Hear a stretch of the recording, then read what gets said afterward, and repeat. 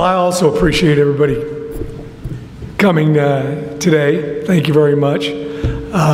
Really excited about the beginning of spring football and getting to know the kids a lot better, especially out there on the football field. We've had an excellent 8 weeks of strength and conditioning work with our coaching staff in the strength and conditioning room.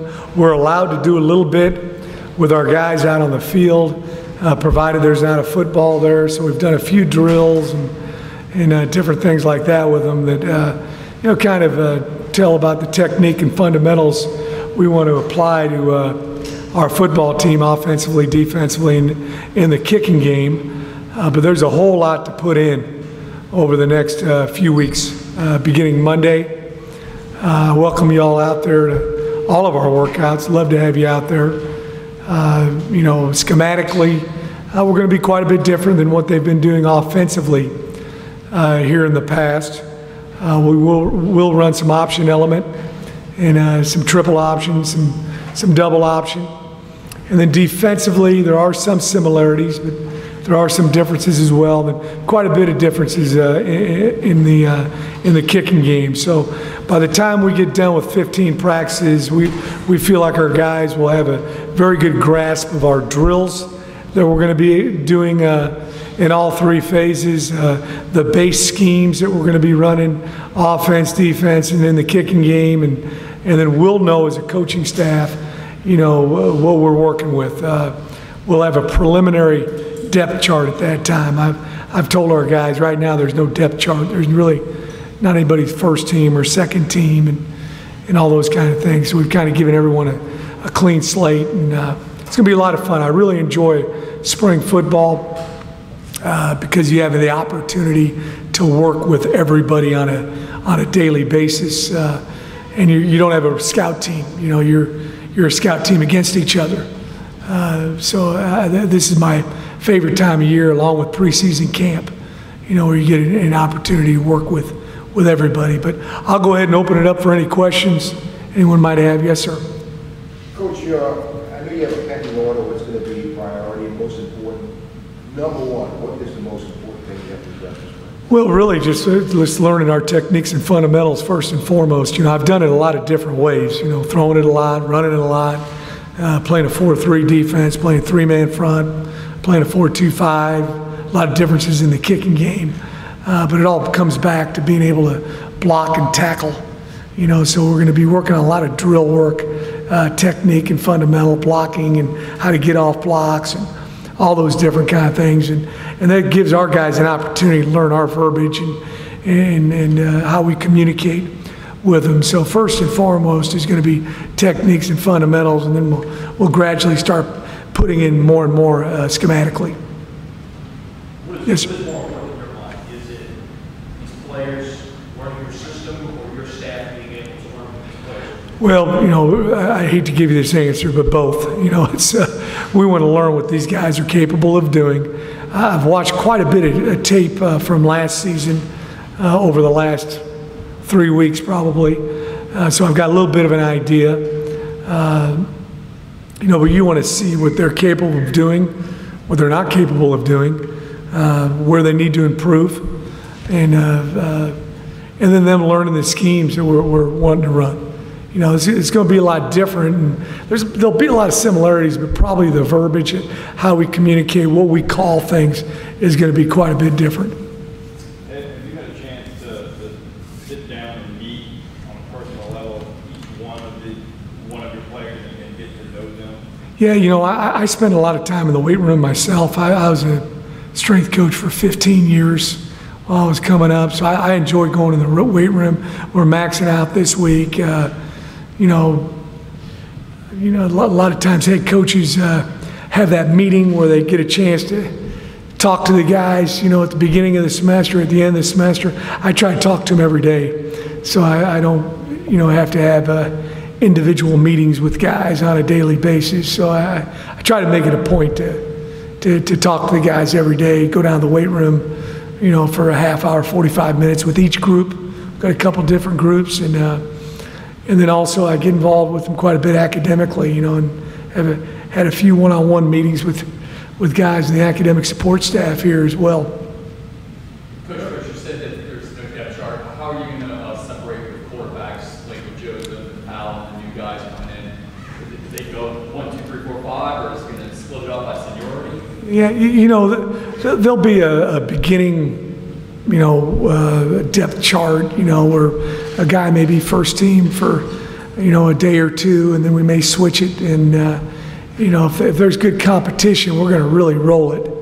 And then we really won't, I don't think we'll have a final depth chart probably till after maybe week 2 of the season next year. You know, it's, you know, some guys are, I call them off-season heroes. You know, they do a great job in the weight room and spring ball and preseason camp, and then when it's the real deal, they may not play as well. We're looking for in-season heroes, and that's why we're looking for guys, you know, probably after the first game, second game, you really see who's your top line players. So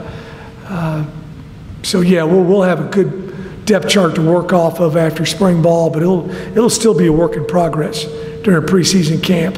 And sometimes you get a guy, man, you think he's first team, and then you get out there in the first ball game and he doesn't quite do the things that you want him to do, or you think a guy's second team, you play him a little bit in a real ball game, and then he shows out. So, you know, I will imagine by the second week we'll really have a 100% locked in depth chart. With the new system, with all these new quarterbacks coming in, I guess there's going to be a lot of growing pains and a lot of patience with these guys. There's going to be a lot. First 2 weeks I'm getting, there's going to be a lot of mistakes going on.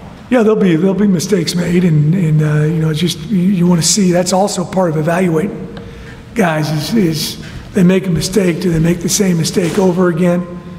And you know, are they able to change and adapt? And we got to also there's going to be a different skill set with all these quarterbacks. Some guys are going to be able to run it better, and some guys will be able to pass it better.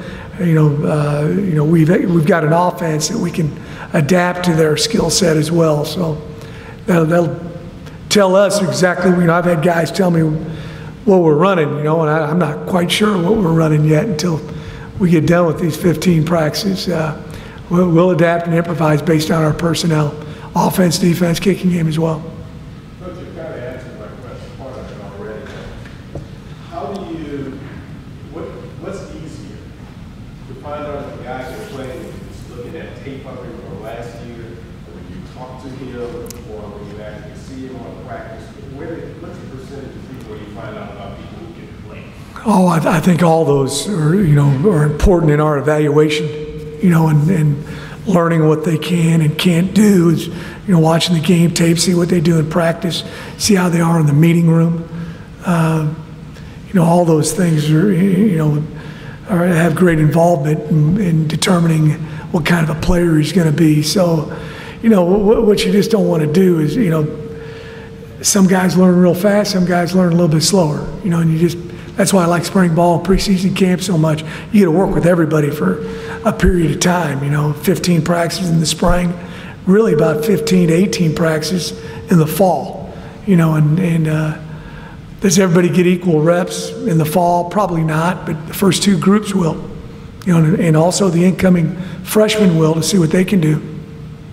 What's your philosophy on contact in the spring and fall?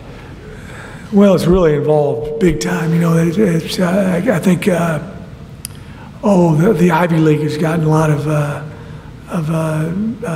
they've been in the news lately because they're not allowing full ground, body-to-ground contact and tackling in practice once the season begins. They're going to be doing it in the spring, and they'll be doing it in preseason camp. When you guys come out and watch us practice, we'll be doing a lot of tackling drills with bags, pop-up bags. We'll be doing a lot of stuff body on body, but it'll be in a controlled environment. We'll be doing a lot of tackling where the ball carrier will land on a crash mat. Majority of injuries occur body-to-ground contact, not body-to-body contact. So we're very aware of how much we actually do tackle. One of our goals in spring ball is to get as many guys out of spring ball as healthy as possible.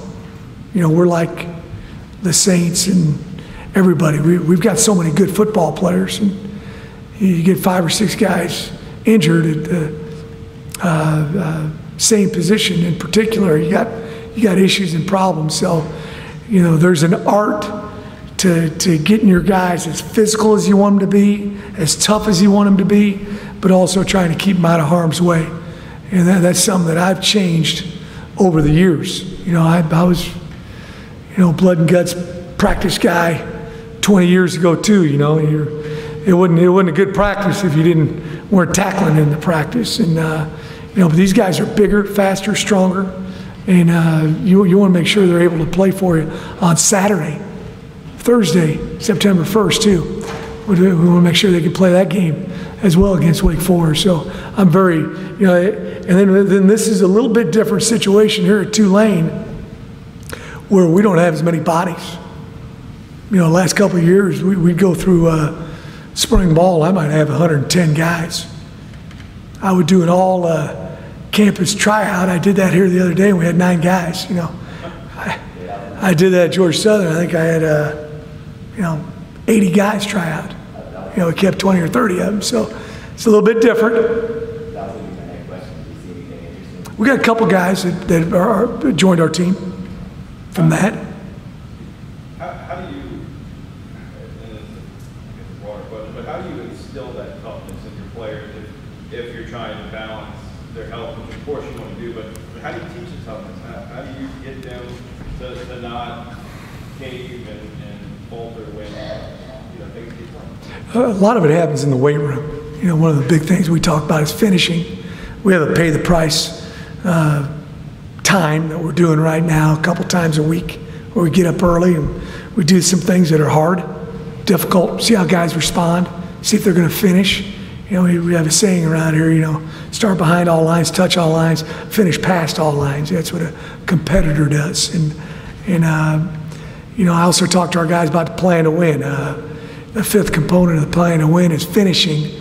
In the 23 years I've been a head coach, when we've scored 1 more point than our opponent, or the score's been even, and we won the time of possession, we've won over 90% of our games. So that's one area that we really emphasize. And then we'll do a lot of one-on-one drills, blocking, one-on-one D-line versus O-line, one-on-one receivers versus defensive back, and stock block drills. Do the same thing in the kicking game, where we'll take all the congestion out of there and give them a little bit more space, so there's not as many opportunities for a guy to get knocked into another guy's knee, from the side. And so I haven't had a chance to watch the Saints practice, but I've watched probably 20 different NFL teams practice. I shouldn't say that. I watched Saints practice years ago when Coach Phillips was there. So that was quite a few years ago. But, we try to practice in the same manner as they do. And a lot of coaches have talked about adjusting the way they teach the game and the way they hold meetings up to the millennials and their short attention span. Have you had to do that? We're fortunate. We got some smart guys go to school here at Tulane. So we, the big thing, males are visual learners, and we try to use as much videotape, and there's 50% more retention when you have color. So we try to really blast them with neat ways of getting them to learn.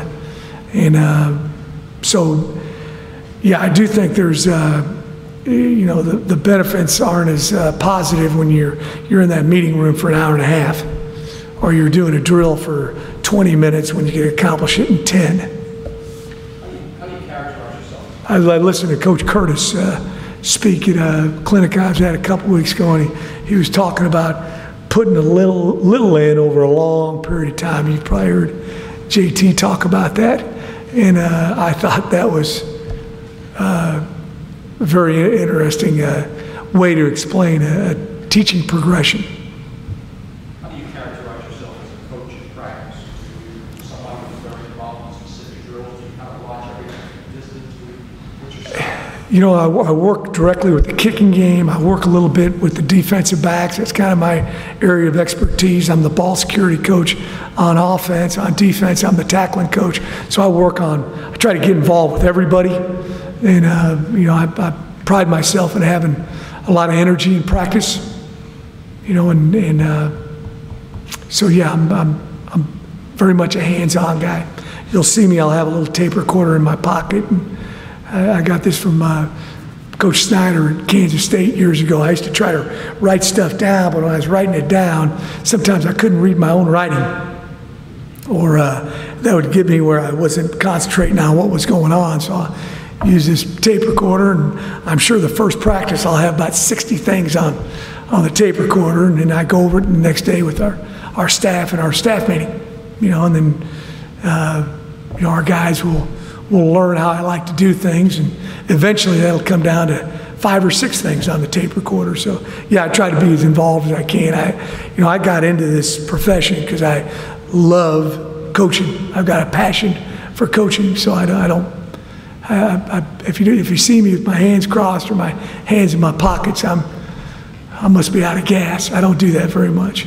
Coach, what phase or what characteristic did you see on tape or that you witnessed eyeball test so far that made you feel like, this is pretty good? I think we got good size, particularly on the defensive line. That's probably an area of strength for us. We got quite a few guys up there. I saw a lot of good things in all 3 phases. I really did. Our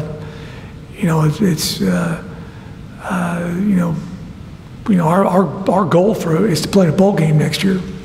And I haven't seen anything out of the guys yet to tell me that's not a feasible goal for us to attain. Coach, are you curious to see if you have a quarterback, a returner that can handle this offense, or do you think you have a handle on that just by watching video? And you said you're going to be heavily involved in the kicking game. It's been a problem here. How do you get that fixed? What is the process of fixing that? Well, it not only involves the snapper, the holder, extra point field goal game, the punter, the kicker. It also is big time with your coverage units. Kickoff coverage, punt coverage.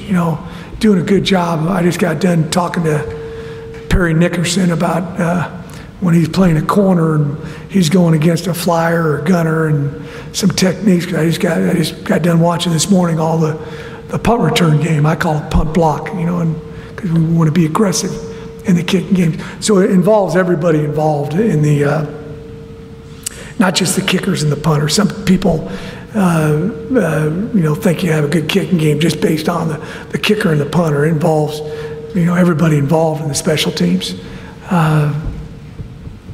But we do have to, we got to identify and find snapper. I've noticed that. And the punter normally kicks the ball, punts the ball a lot better when you got it right here in his wheelhouse and he's not going all over to get the football. So,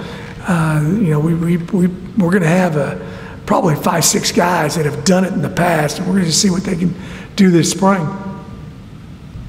And how about the current quarterbacks, for lack of a better term, the incumbents coming back? Yeah, I'm sorry, I didn't answer that. Looking at what they do you think you have a handle on what they can do? Yeah, I think some of them got a little bit different skill set, but again, you've got to have enough diversity in your offense that you can adapt to your personnel. So, some of them are, we're going to throw not the whole thing, but the base offense at them. And then we're going to see what they can do and can't do. And then, you got to be a good play caller and not call a play that requires great speed on the perimeter with someone who's slow. I mean, common sense stuff, right? So we'll, adapt our offense to what fits their skill set. And just watching tape a little bit, there's some guys that appear to be able to throw it a little bit better than others. But, the tough thing, I've got to plead ignorance a little bit because we can't, be out there with those guys when there's a football. So I haven't seen any of the quarterbacks throw the ball live, since I've been here. I'll be able to on Monday. Anybody else?